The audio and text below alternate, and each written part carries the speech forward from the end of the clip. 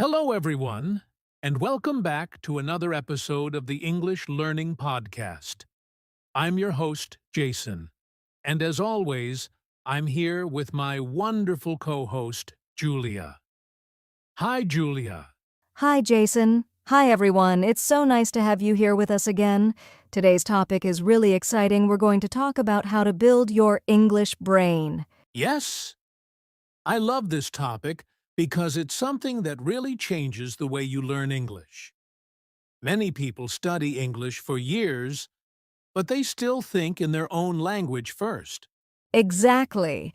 And when that happens, it's hard to speak naturally. You pause, you translate, and sometimes you forget words. But when you build your English brain, everything starts to feel easier and more natural. That's right.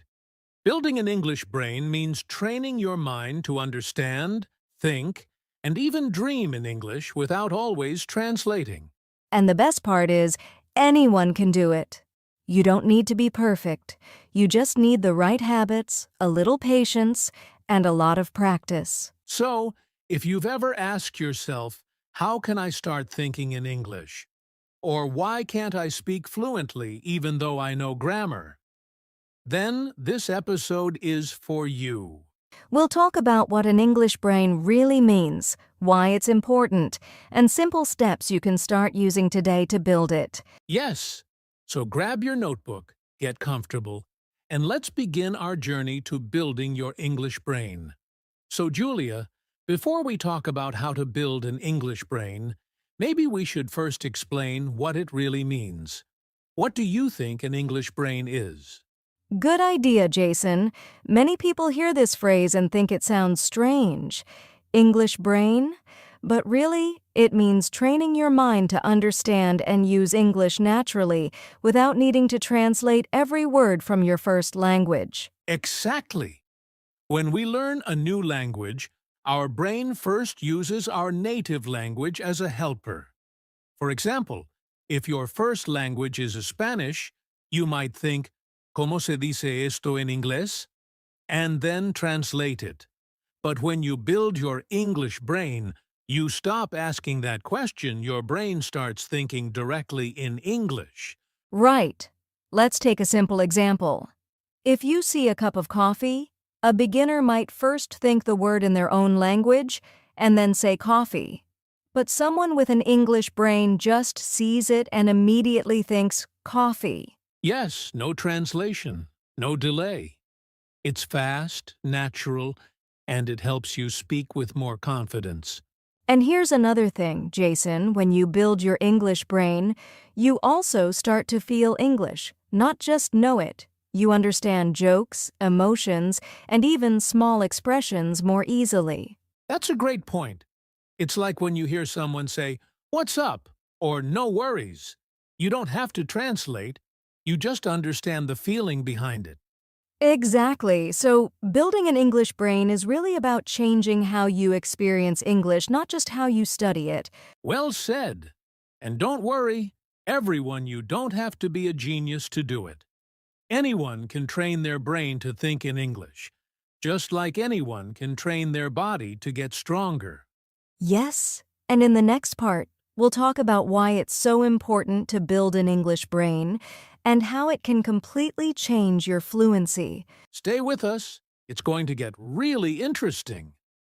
Now that we understand what an English brain is, let's talk about why it's so important to build one. Julia, why do you think this matters so much for English learners? Well, Jason, when you build your English brain, you start to speak and understand English more naturally. You don't have to stop and think about grammar or translation. The words just come out by themselves. Yes, it's like when you drive a car. At first, you think about every small step, the gear, the brake, the mirror, but later, it becomes automatic. You don't think, you just drive. Exactly. And that's what happens with language too. When you train your brain to think in English, speaking becomes automatic. You can express your ideas faster and you feel more confident. I love that. And also, it makes listening easier.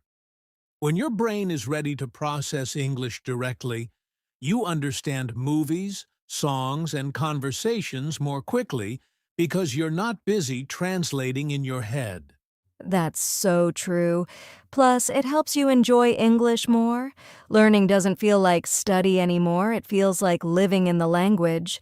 Beautifully said, Julia. So, the faster you build your English brain, the faster English becomes a natural part of your life.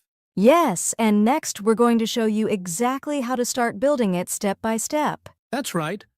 Let's begin with the first step, listening like a baby learns. All right?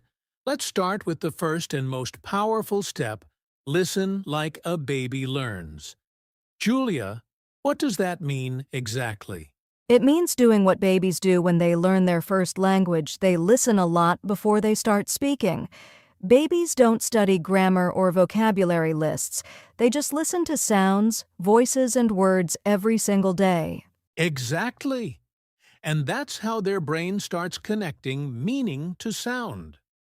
When you listen to English every day, podcasts, movies, YouTube videos, or even short phrases, your brain starts doing the same thing. It begins to recognize rhythm, tone, and word patterns automatically. That's so true. And don't worry if you don't understand every word. Even if you understand only 50%, your brain is still learning the sound of English. Over time, you'll start catching more and more words. Yes, it's like feeding your brain with English input. The more it hears, the stronger it becomes. You can even play English audio while cooking, walking, or cleaning. Just let the language be part of your daily life. I love that idea, make English your background music. The key is to listen often, not perfectly. Exactly, Julia. So remember, everyone before you speak a lot, listen a lot. That's how babies do it. And it works for adults too. Okay, now let's move to step 2. Stop translating in your head. Julia, this one is a big challenge for many English learners, right? Oh yes, Jason. Many learners translate every single word from their language to English before they speak. That's why they often pause or get nervous when trying to talk. Exactly. And the problem is translation takes time. Your brain has to think in your language first, then find the English words, and then speak. That's a lot of work. Yes. Instead, you need to train your brain to think directly in English. For example, if you see an apple, don't think of the word in your language first. Just think apple. Right. Let's try another one. If you feel hungry, don't think. I am hungry means in your language. Just feel it in English. Say to yourself, I'm hungry. Exactly. Start with small things around you, objects, feelings, or actions. Say them or think them in English. It's a great daily exercise. And remember, it takes time. Your brain needs practice to stop translating, but little by little, it will happen naturally. Yes, so from now on, try to live in English, not just study it. The less you translate, the faster your English brain will grow. All right, let's move to step 3. Use English in your daily life. Julia, this one is really important, right? Oh, absolutely, Jason. You can't build an English brain if you only study for 1 hour a week. You need to live with English every day, even in small ways. Exactly. It doesn't mean you have to move to an English-speaking country. You can use English in your normal day. For example, when you write your shopping list, write it in English. Yes, or when you look at something, describe it in English in your head, like, that's a big tree, or the sky is so blue today. Simple thoughts, but they train your brain. I love that. You can also change your phone or social media language to English. It's a fun way to see English words all the time. And don't forget you can talk to yourself in English. It may sound funny, but it's very effective. Just say what you're doing, I'm making breakfast, or I'm getting ready for work. Exactly. The more you use English in your real life, the faster your brain will start to think in English naturally, without even trying. So true. Make English part of your world, not just part of your classroom. That's how real progress happens. Now let's talk about step 4, build vocabulary with meaning, not memorization. Julia, I think this is where many learners make a big mistake, right? Yes, Jason, many people try to memorize long lists of words, but they forget them after a few days. That's because those words don't have real meaning in their minds yet. Exactly. Our brains don't remember words just because we write them down. They remember words that are connected to something. For example, if you learn the word rain and you think of the sound, the smell, and the feeling of rain, your brain will remember it much better. That's so true. It's like making a small movie in your head for each word. You can also learn new words through stories, conversations, or short videos that way. You see how the word is used in real life. Yes, context is everything. Don't just study words, use them. Make simple sentences like, I love the rain, or it's raining today. When you connect words with meaning and emotion, they stay in your memory longer. Exactly. So stop memorizing word lists, start living with the words. Let them become part of your daily English world. Beautifully said. Julia, that's how vocabulary becomes part of your English brain, not just part of your notebook. All right, now we come to one of the most powerful steps practice thinking in English. Julia, this is the real secret to building an English brain, isn't it? Absolutely, Jason. Thinking in English is where everything comes together. It's not just about speaking, it's about training your mind to use English naturally, even when you're silent. Yes! And the best part is, you can start anytime, anywhere. For example, when you wake up, you can think, I'm getting out of bed, I'm brushing my teeth, or I'm making breakfast, all in English.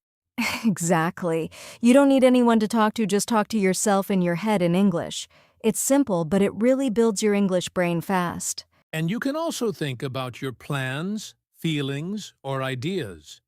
For example, I'm happy today because the weather is nice, or I need to finish my project. Small sentences like these help your brain get used to English thinking patterns. Yes, Jason, even 5 minutes a day makes a big difference. The more you think in English, the less you'll translate and the faster you'll speak fluently. Exactly.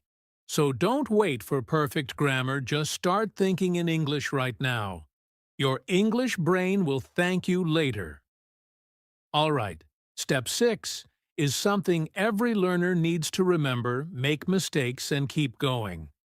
Julia, I think this is one of the hardest parts for English learners, right? Yes, Jason, you're so right. Many learners are afraid of making mistakes. They think, if I say something wrong, people will laugh, or my English isn't perfect yet. But guess what? Mistakes are how you learn. Exactly. When you were a child learning your first language, you made mistakes all the time and no one laughed at you. You just kept talking, and slowly, you got better. It's the same with English. Yes, every time you make a mistake, your brain learns something new. It's like giving your brain a mini lesson. So instead of feeling embarrassed, feel proud that you're improving. That's such a great way to see it.